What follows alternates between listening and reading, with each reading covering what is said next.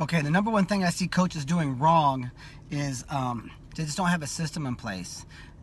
Some of us try to, and when I was a high school coach, I was a big joke. I would say for the first year. After that, I really spent a lot of time studying, mapping things out, and after that, I think I did a very good job. Something that I think is important to do is you realize you have a bunch of beginners and you have kids who are experienced but who are only going to wrestle 4 months a year.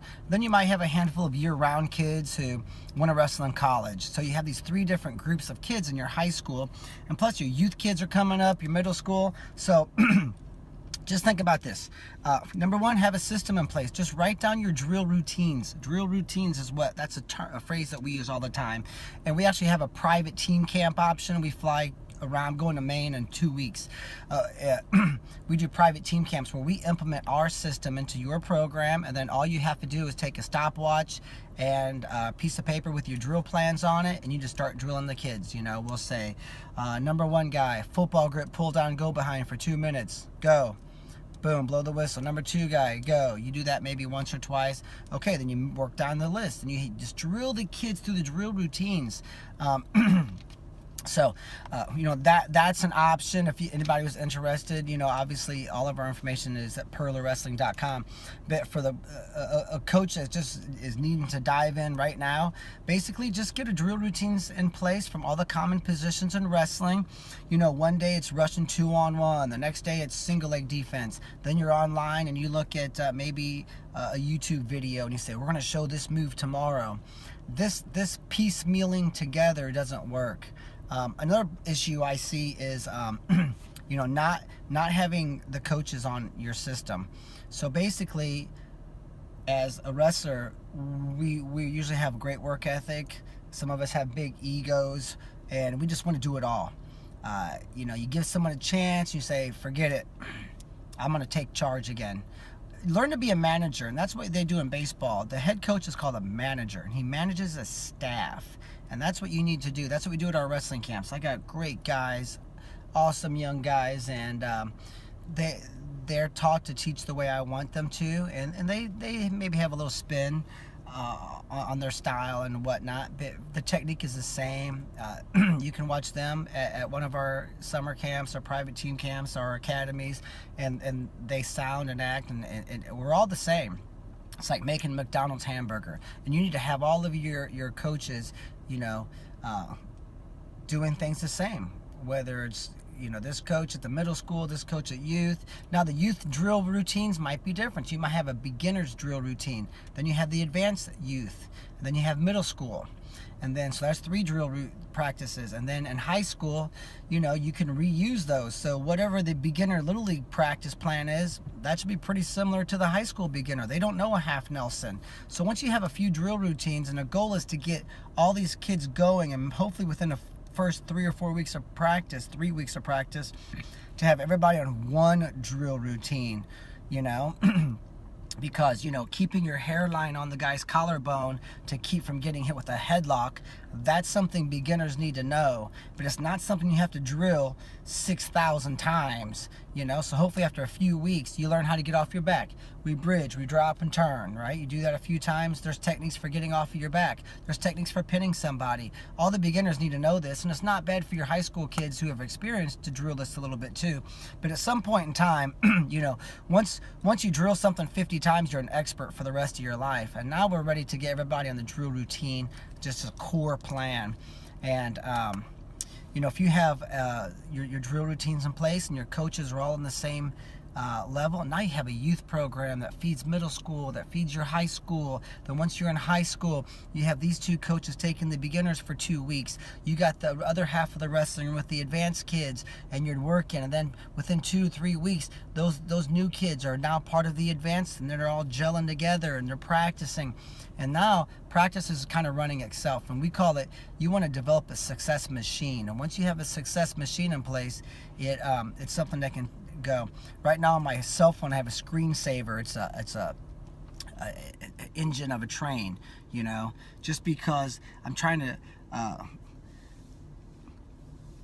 start a few things, as far as with our new gym and stuff, and I'm just kind of being lazy. And so every time I turn my cell phone on, I see that, and I'm like, okay, it takes a lot of energy and effort and power and fuel to get this train engine to start pulling all these cars. But once it gets going, I mean, you can't stop it. And that's one thing I've learned in life and through all the years in wrestling and coaching and whatnot. And so, that's what you're going to try to do. It's going to be hard in the beginning. You're going to want to maybe quit and start over, or you Google and you try something new. It's best just to find a system that works, or you implement your own, and you say, I'm going to stick with this until this force of nature is just moving on its own. And you can get a good success machine in place.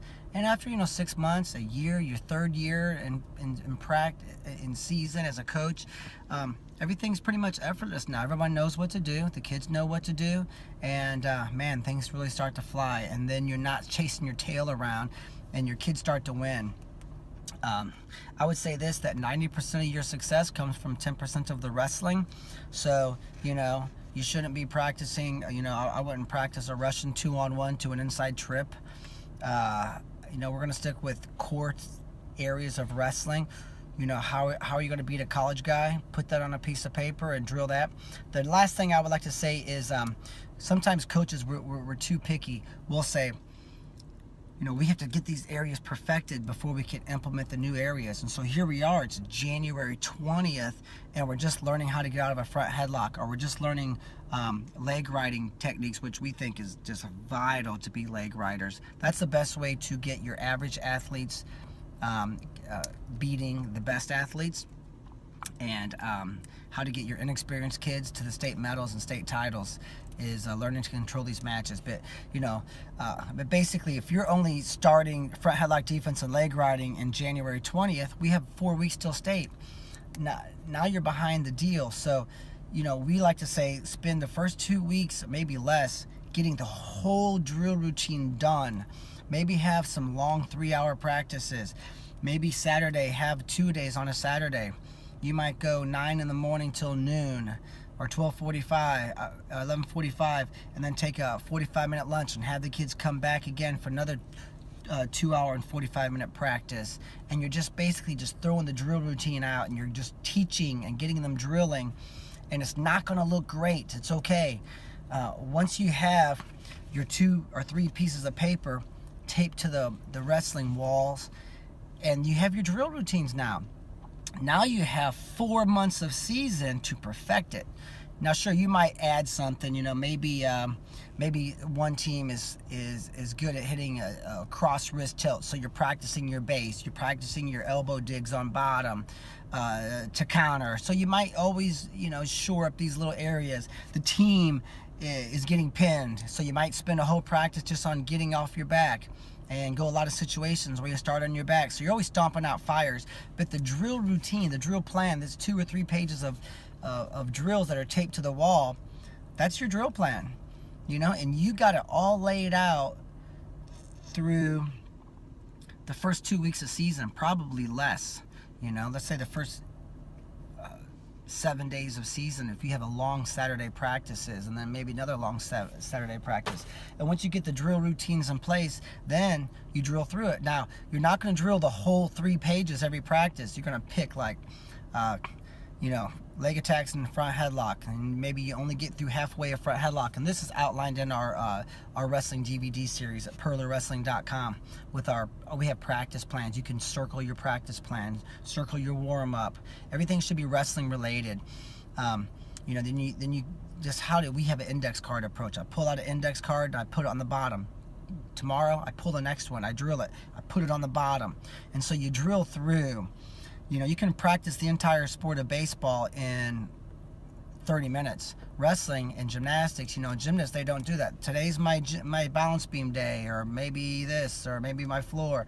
Then maybe tomorrow I'm working just part of my balance beam routine, and then I'm doing some other area. So wrestling's much the same way. So you're better off getting a lot of reps, say like 2 or 3 2-minute goes, 6 minutes of hard drilling from every move, and technique from every position.